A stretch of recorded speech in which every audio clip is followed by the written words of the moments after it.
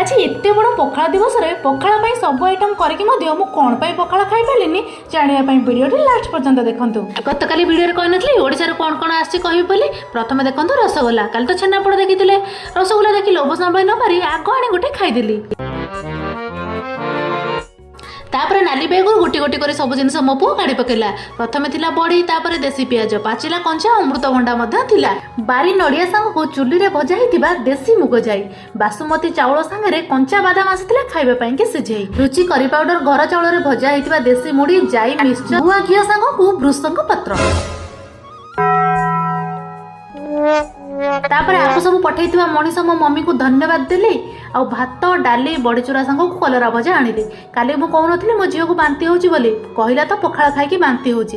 ସେଇଥିପାଇଁ ଆଜି ଆଉ ପଖାଳ ନ କରି ଗରମ ଭାତକୁ ଗାଁରୁ ଆସିଥିବା ମୁଗ ଡାଲି, କଲରା ଭଜା ଆଉ ବଡ଼ିଚୁରା ଖାଇ ପଖାଳ ଦିବସଟିକୁ ପାଳନ କଲି। ଭିଡ଼ିଓଟି ଭଲ ଲାଗିଲା ଚ୍ୟାନେଲ ସବସ୍କ୍ରାଇବ